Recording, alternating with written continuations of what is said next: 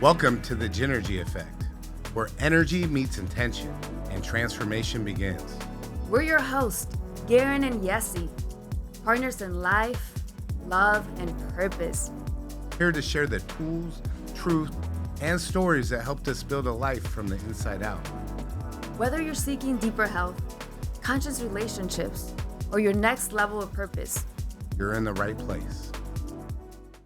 Welcome to the Gynergy Effect podcast. Today is a special day.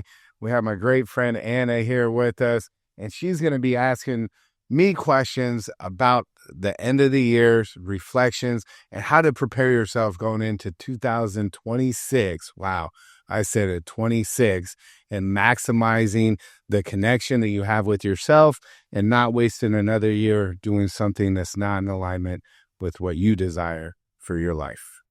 Let's go. That was a fabulous opening for the episode, Darren. Thank you. I am amazed by how intentional and aligned you and Yessi are with your lives. And I want to spend time on this episode unpacking that for a regular listener. If I want to be like you guys, or I want to be like Garin, I want to be like Yessi, where do I start? And when I start thinking about my goals for 2026, I know that most people run into goal setting without checking where those goals are coming from. And I know you have questions that help kind of redesign that thinking. Like, what can I start with? What's number one thing to start with for my 2026 goal planning? That's a great question. So what to start with for your 2026 goal planning really becomes about what am I chasing and why? Understanding the root causes of where something stems from, and if that's in alignment with actually what you desire out of your life. The problem that I find with people, either that I'm coaching or just in my life in general, that I ended up hitting a big wall with, is not understanding truly and spending the time and attention about what I desire my life to be. And how important is that? Just when you listen to it and you think about it right now, my life, what do I desire it to be? What do I desire to look like? Whether I'm talking about relationships and the quality of those, the people I'm attracting, whether I'm talking about my health and fitness, my finance or my personal development, who I show up as, my energy. But most importantly, what is that legacy that I want to leave with people and the ripple effect that creates? Also, what's my why? So understanding truly another level of depth helps you build out the forward-looking plan. But until you ask yourself certain questions and you sit with that, like we do in so many other ways, like think about where you spend your time today, but you simply would never jump in the car and go to the grocery store and not know why you're going to the grocery store, not know where the grocery store is, or how much time and fuel or battery charge that it takes to get there, so you make sure you get there. But with our own lives, are we living with that same intention? And if we're not, and we're not planning out what grocery store, we may end up at a grocery store, but it may be the wrong one that doesn't have what we desire. And who knows how long that actually takes when it should have just been a nice short trip. And if I feel like life is happening to me and I'm not controlling it, how do I separate what do I want really, like what I really want my life to look like versus what I think I want my life to be? So how do you recommend to separate? What can I do? So how to recognize if you feel like life's happening to you. And one of the big shifts that I had to go through in my life through a lot of pain and some adversity is understanding that life's not happening to me. One, is happening for me.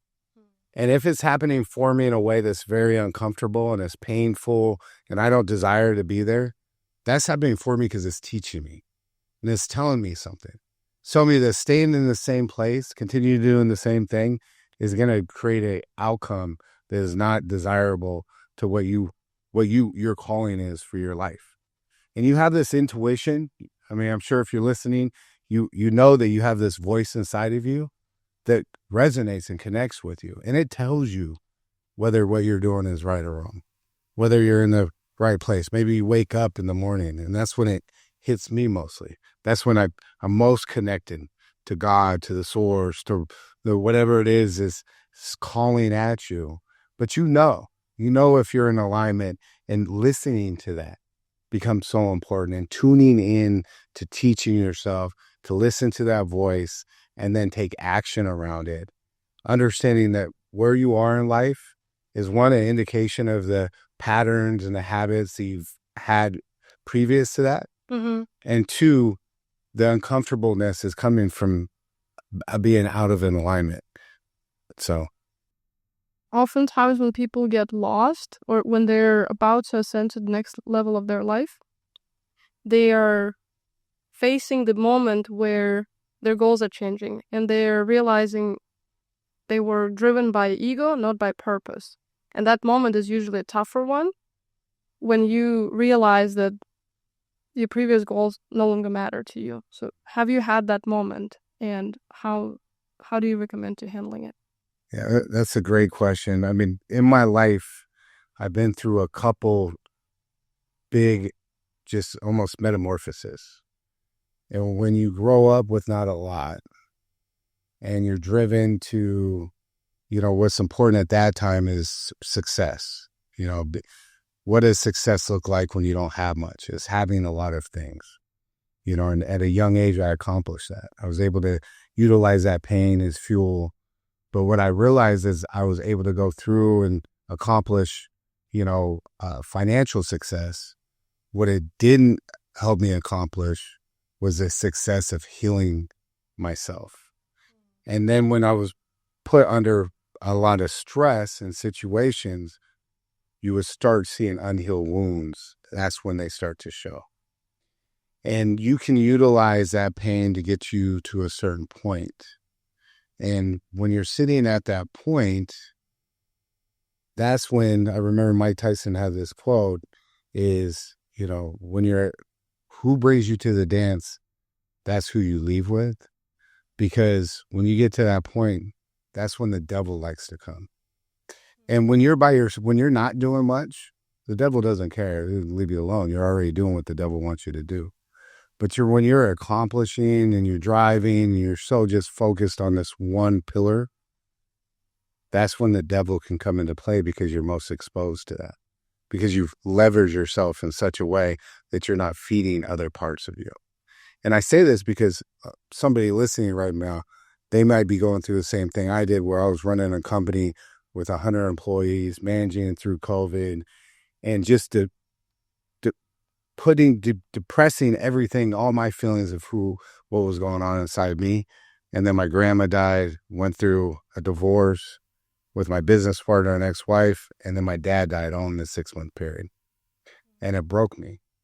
And it broke me in a way that I wasn't prepared for, because I didn't do the work internally and understand that little boy that when I was a kid, I was left alone with my mother that was on meth and wasn't taken care of and felt abandoned.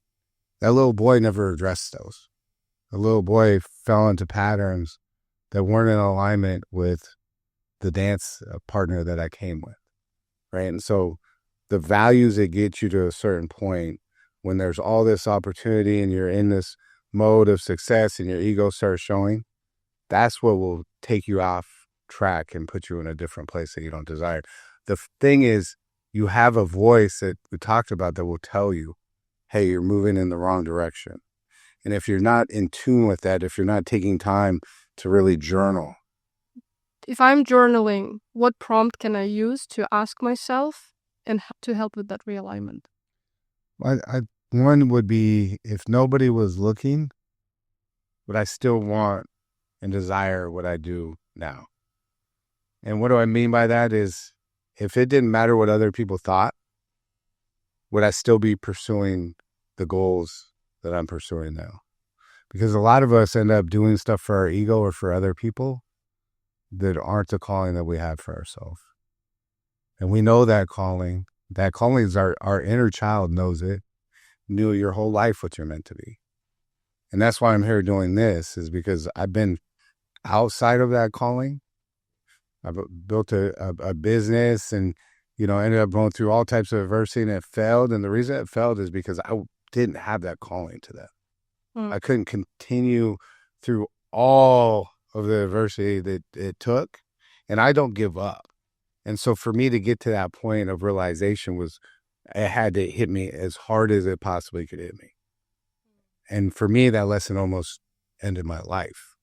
And so now my mission becomes, instead of being afraid to step into who I desire to be and I understand my calling and my vision to be, I'm all in. And I live that way each day. And I hold no shame towards that. What are other things I can use to realize not every season is for expansion? Some are for integration, learning, healing, whatever that is. How do I know where am I today? In which part do I push harder? Do I stop and reevaluate? Do I change careers, cities? Like when I'm faced with those big decisions, and if I'm planning that for 2026, for example, where would you start? So if you're wondering, do I lean in more? Do I pause a little bit and slow down? Do I focus on me more? Where season am I in right now? A great way to do that is journaling. And people say journaling, and what does that actually mean? But journaling is connecting with yourself through your thoughts. And a framework that you can utilize is where you are currently. So you can write this out. And so we have it in the Date Zero journal. So where you are, where you desire to be, and you can do this in these different pillars, right? So we have your health and fitness. Where are you sitting right now? Where do you desire to be in your health and fitness? What does it take to do that? And what version of yourself are you when you get there? So envision yourself in that position so that you understand why you're doing it is really important, right? And so, maybe that's already in alignment with where you are, so that you know, okay, I'm good here. I'm going to continue down the path I am. Does it happen that I might not be able to make progress on all 5 pillars? And so I have to reevaluate that, okay, maybe this pillar I pause for now so I can focus on the other one. Right. So that's a great question, because a lot of people ask me that, but when you get in the conversation of balance, right? And there's different seasons for different reasons. And balance is one of those things where you can drive yourself crazy trying to have perfect balance. I mean, I don't think that's a thing to perfect, right? I think, in my view, from my experience, and I get off on this is something I struggle on, is because I'm so mission driven and I get obsessive, so that's a big part of why I put this framework into play with Level 5 Life, is to help me. A lot of these tools are things that I experienced that I've utilized have helped me to really understand. And what it helped me understand is not everything needs the same amount of time and attention, but everything needs the same amount of intention. So if you have intention with the 5 different pillars that we talk about, then your life will be at a good quality. But if you don't have, and it doesn't mean that you put in the same amount of energy, you put in the same amount of time, that may be variable. But understanding where you're going and why you're going there is what's really important. Do you have an example? And I know you do, I just don't know if you're comfortable talking about it, but do you have an example where maybe you've shifted some priorities for 2026 because you realize that in some places you want to push more, and in others you want to give yourself more time? Yeah. So this year, 2025, has been a tough year in certain elements, in the fact that I've been this much on build. This has been a build year for sure. Intention and focus on that more than has been on relationships, even though it feels, and from the outside probably feels like relationships have been a big thing, but on the inside it's like building the tech. I'm building the tech, building the company. We built Date Zero, built a whole framework around Level 5 Life, launched a podcast. We've been building, build. It's affected relationships, not being able to feed into those, not having as much balance, Even though with me and Yessie, we're intentional, it still puts a lot of stress and impact on that. Health and fitness.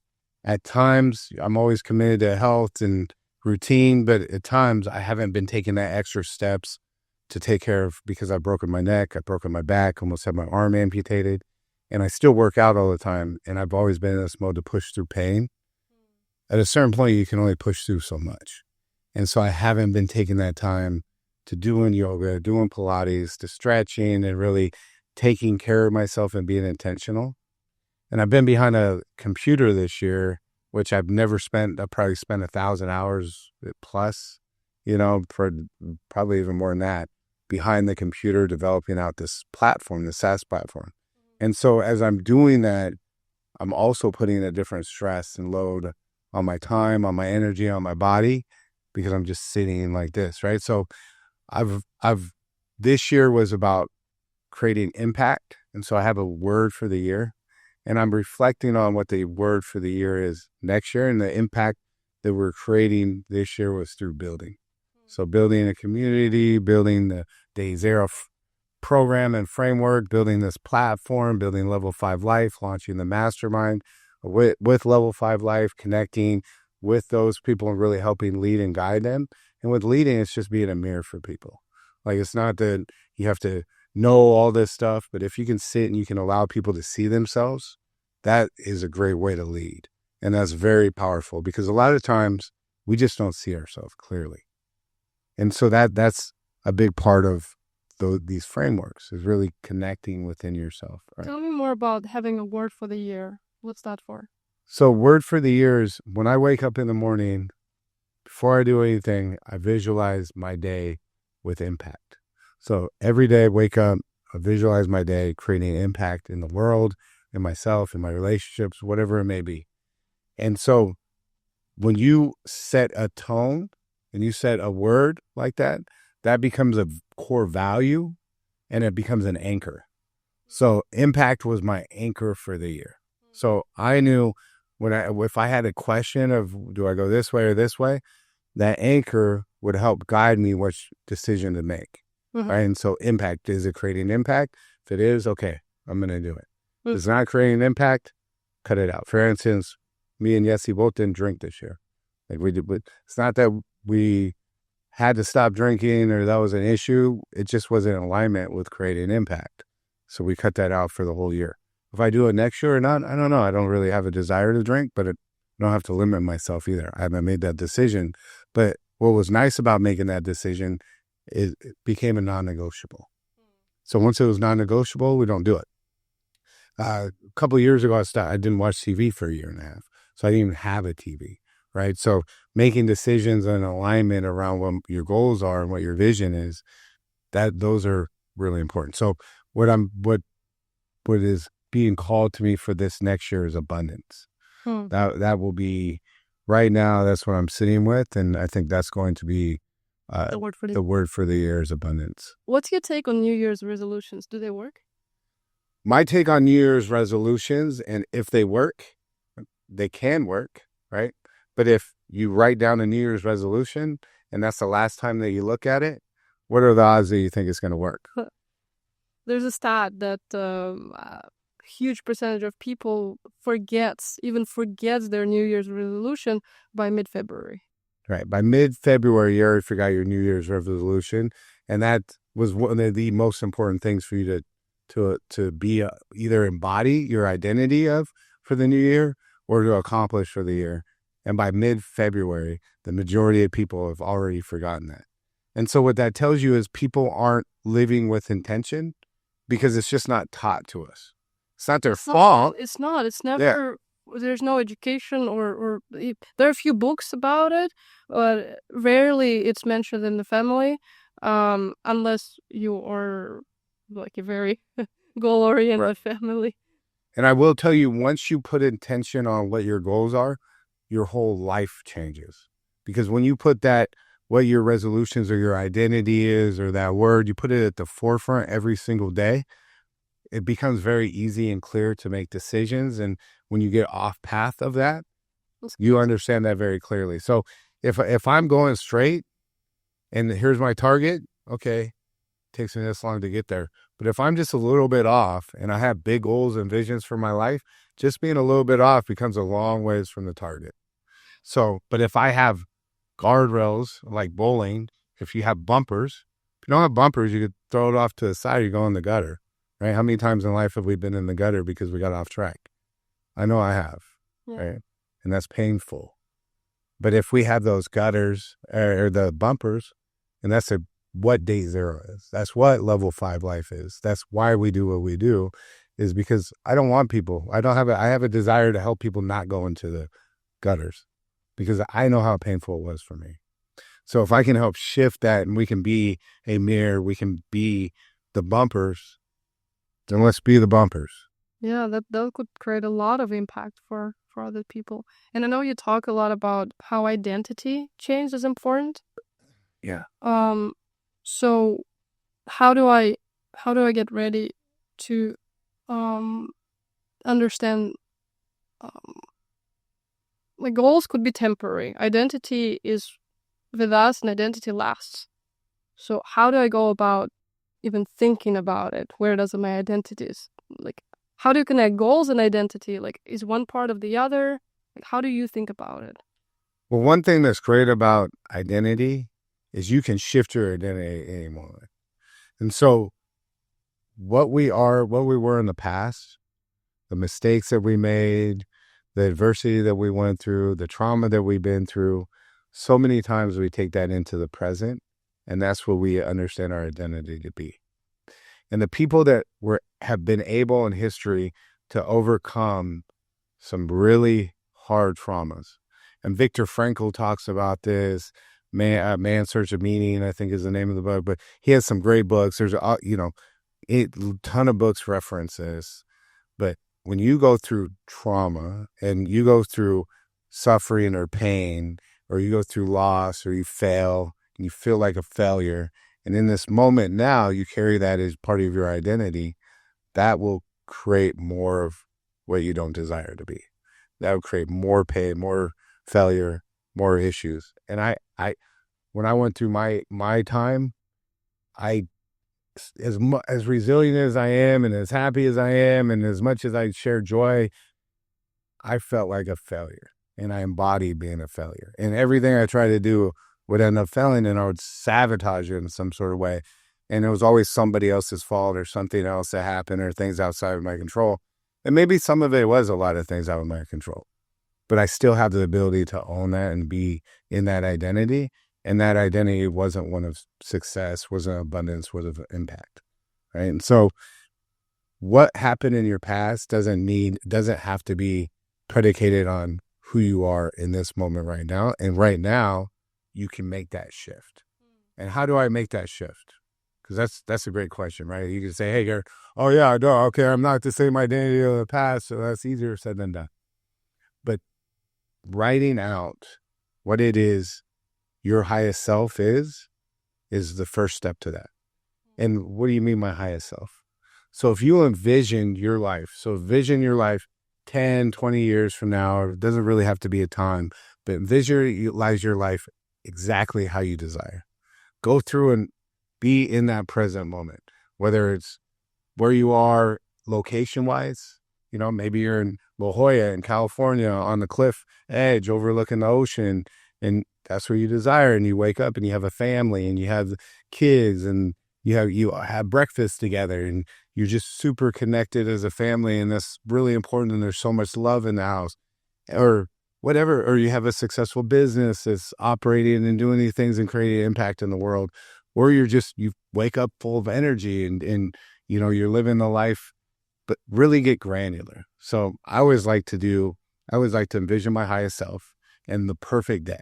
What is my perfect day from the moment I wake up to the time I go to bed, and that identity of me, the best version. And you hear this sometimes, but this is really powerful. So listen. When you die, and whether it's God or whatever it is that you believe in, and they play back a tape and they say, hey, these are the different versions of you. This is the opportunities that you had. And we're going to look at these different ones. And here's that highest version of you. This is, if you would have, done the things that you had the ability to do, here's where you could have been. This was that. How close are you to living them? And that doesn't mean that version of you didn't have failures, because those failures are part of what drives you to have the ability to live that tape, to be on that frequency, because those are really how we get strengthened to be able to be in the positions that God trusts us to take those responsibilities on. Because when that storm comes, or that adversity shows, or that pain, how do you handle it when you have those responsibilities?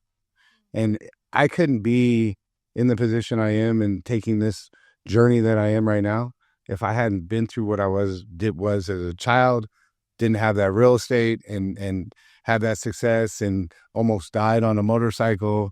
If I didn't start a company, build it to 8 figures, and then go through a complete just collapse and almost end my life, to now resetting through purpose, giving back, through going down to Mexico, volunteering, I would have never been doing the things I'm doing now, or be positioned in a way that if there's a storm that happens, I know I'm going to be okay. If there's like, the word I'm thinking of is when temptation. If there's temptation that happens, I know I'm going to be okay. Yeah, I couldn't say that before, right? I couldn't say if there's temptations in different ways.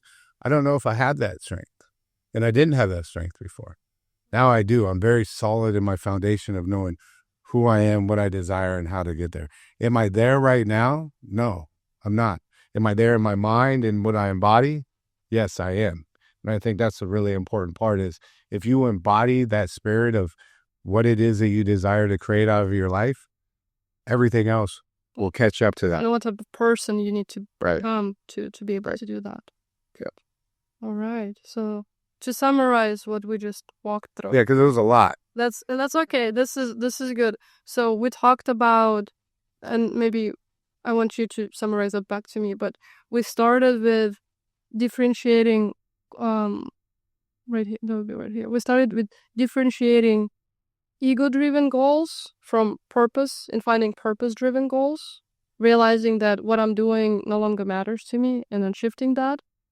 Then differentiating between seasons or pillars that require pushing versus maybe waiting it out and integrating.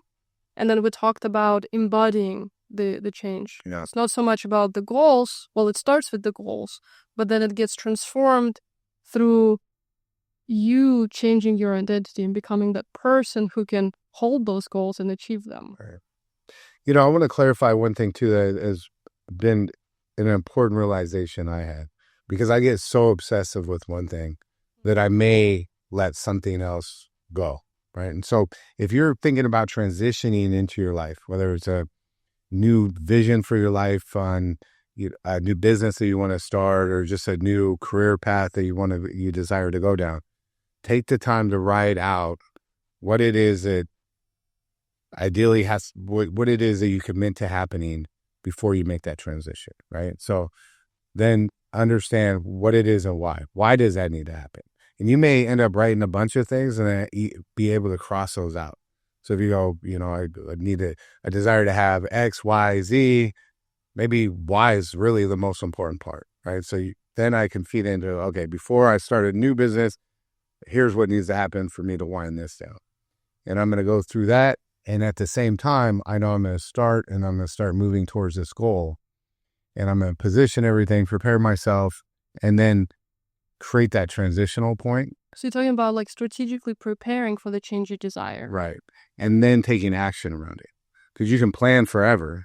Right. But if you don't take action and you at some point jumping in, having that trigger point of what creates that jump. If you have a hard time taking action, right? If you don't have that confidence to do that. Some people are the opposite. They're just going to jump in and build the plane as they're, flying through there and maybe come close to hitting the bottom. Have a recommendation towards which path to choose? Either path, take the action, right? So either path, take the action. I mean, I think ideally you create write it out. What are non-negotiables for me to happen to create that transition, but also have non-negotiable deadlines for that to happen as well. And if you come up to that deadline, you haven't done that, that can be that trigger to, okay, What? now I know I have to force myself. Some people got to be forced back against the wall, where it's like, hey, my back's against it. Now I'm going to take that action because otherwise they'll never move. I mean, I know we've all been there before, right? Yeah. And so now it's not about that. Now, okay, that time passed. I didn't do those things. I'm not going to wait any more longer. I'm going to take that jump. Okay. So kind of like the in-between version.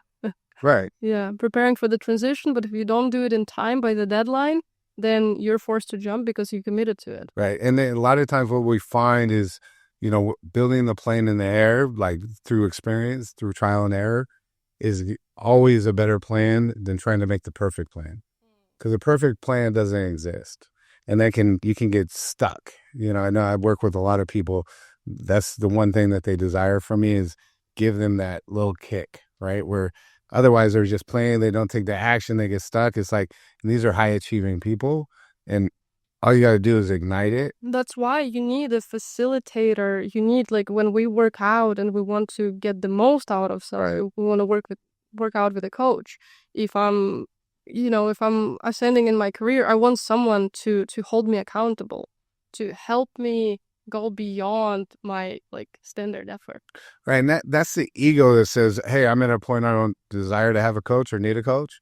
But the best people in the world, the best executives, the best business people, the best athletes, they all have coaches. Kobe had a coach.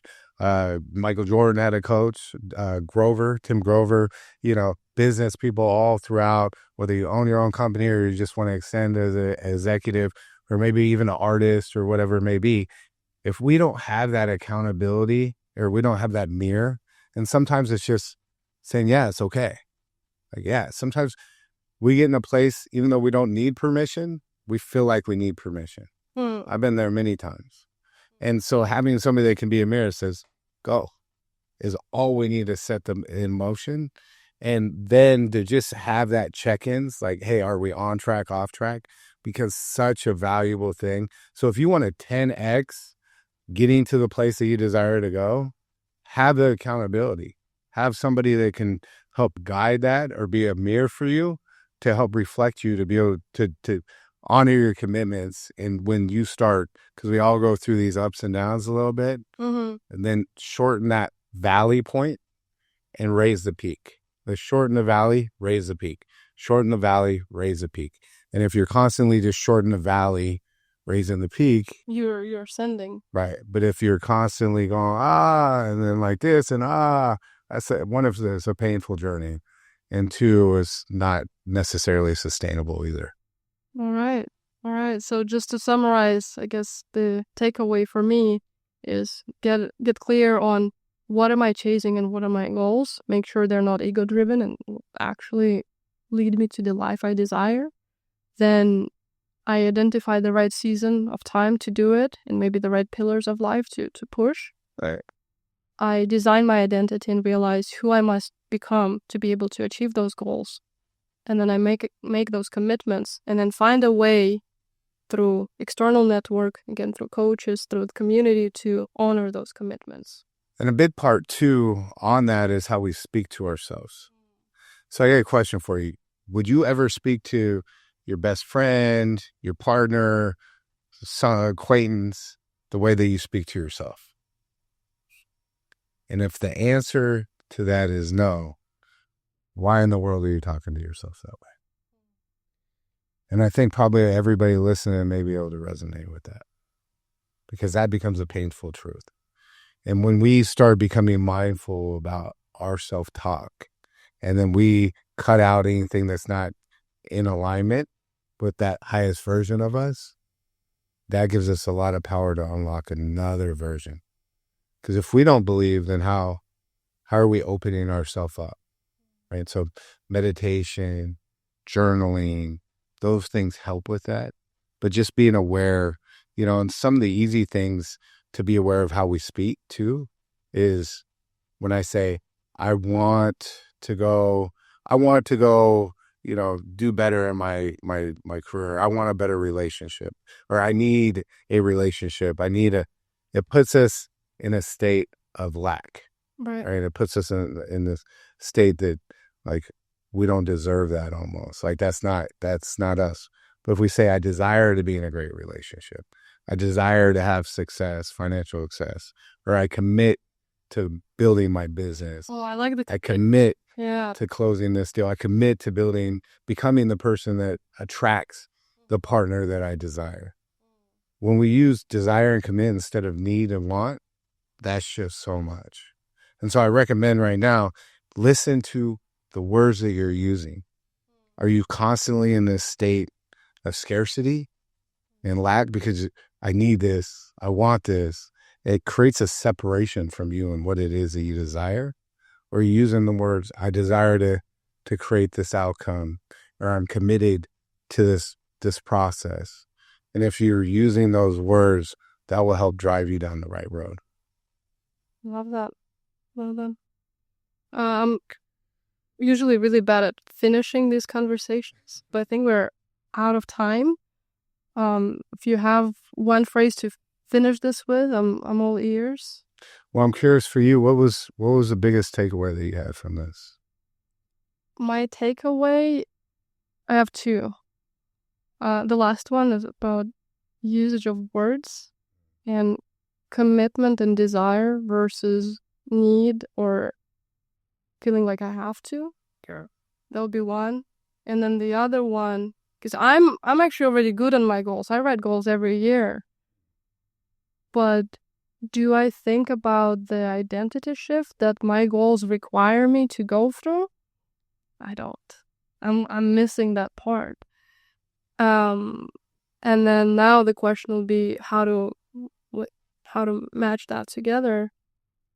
And then also what would be my surroundings? Like, how can I structure my environment to help me become that identity? Yeah. So one part that's really important on that too, that we didn't really talk about, is our environment, right? And that part of that is our relationships. And what they say is like, you are the 5 people that you hang out with. Right. And that's so true, because you may not think, you look at John, you look at Larry, you look at Jill, you look at Anna and Bill, and I don't mean Anna, but you look at these different people. And you may say, oh, I'm like that in this way, or I'm like that in this way, but they're separated because they do this, I don't do that, or whatever else. But the reality is, when you take those 5 people, think about that, write that out. That is a direct mirror. Just like your partner is a mirror, right? It's a direct mirror to where you are in your life right now. And if they're going out and they're doing things, or their values are different than when you end up connecting with that highest self, your highest version of you, that are out of alignment with that, and this becomes very clear to you, then you have an obligation to yourself to make a shift from that. And that doesn't mean that you don't communicate, that you don't, but you're on a journey. And when you're on that journey, people being on the journey with you is so important, because you can't carry people that don't want to climb the mountain, your mountain, with you. Because if you do, you're never going to climb the mountain.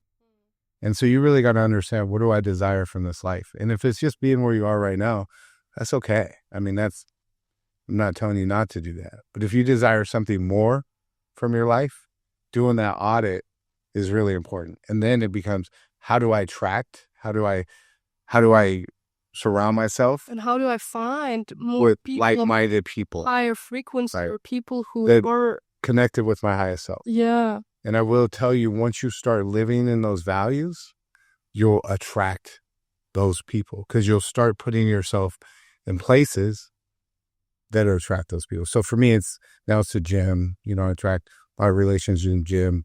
Gynergy events. Right. I create communities, right? I get involved in other people's communities, part of EO.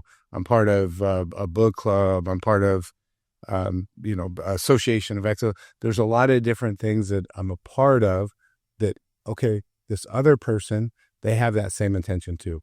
And that is why a mastermind or a brotherhood or, like level 5 life, it's not free. There's a cost to that.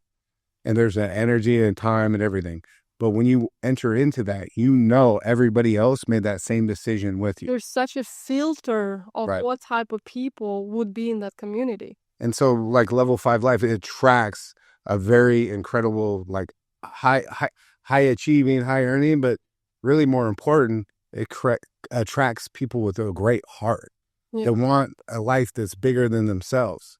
And having that as part of it, like we don't accept everybody into that because you have to, like you said, the filter. Yeah. Like you could just throw money at it, but in money, you have a desire to live a life of purpose. Yeah. And that's a non-negotiable for us. Mm. If you don't have that desire, and you may not be there perfectly, but if you have that desire, then that's a way to also be in rooms around different people. And there's not just level 5 life, but there's a lot of different ones that you can look at. And investing into yourself is one of the most important investments that you can make, because people will go buy a new car and spend a ton of money on a new car. I know I've done it. And then a couple of weeks later, it's like, oh, that's gone. Dopamine is gone. And to everybody else, it may look cool, but to you, you're just like, okay, now I'm going back to being the same person that wakes up feeling like an elephant's on my chest, feeling like I'm living a life I'm not even supposed to, just being on a hamster wheel, living the same thing over and over again. Ask myself, is there more? Because I just went and bought this thing I thought was going to fill that. Yeah, and it didn't. And the most important thing for me to take away, that new car is not going to help me honor my commitments and shift my identity. Right. It's not gonna do anything. And there's another part where, a car can serve a purpose, right? You can go invest in a nice car and it can serve a purpose, but that's not gonna fill any voids or gaps that you have inside of you. Mm. And if you're trying to utilize things to fill that, then you're always going to be chasing. And a life of chasing is not a life that I desire to live. And a life of attracting by becoming the person that is magnetic to the things that you desire for your life is exactly the life that I desire. Garin, how do you want to close this out and bring us to the end of the episode? So I want to leave everybody with this. We're so focused on right now 2026 and what's happening. Sit down and reflect and write yourself a letter about 2025, this past year. Write yourself a letter about what you went through, that you overcame, what you're proud of from yourself, and how you're going to take that energy and what you learn from that about yourself. Because so many times we don't give ourselves the credit that we deserve. We're so focused on what we didn't do or what didn't happen or this new year, it doesn't allow us to be present with ourselves in this moment. And so I'll just say, sit with yourself. No matter how your year went, there were times in that year for you to be proud of how you showed up, how you honored commitments, even when things weren't going your way, even when it really hurt, or the stuff that just only you know. And just take that moment to allow yourself to love yourself. And let that be the catalyst for going into this new year. I like that. So this was another episode of the Gynergy Effect podcast. And I hope that it connected with you and really got you inspired for this new year. And also right now, if you know anybody that you think this would connect with and would make an impact with, please share, subscribe, and do all those things so that we can spread the ripple effect. I also want to really give my appreciation to Anna stepping in. Yes, he's not feeling good and just making it happen. You did a great job. And a lot of our new marketing that's rolling out will be because of her drive and vision. So excited. I'm excited to give this more impact. The word 2025 and and then share. I learned a lot today. Thank you.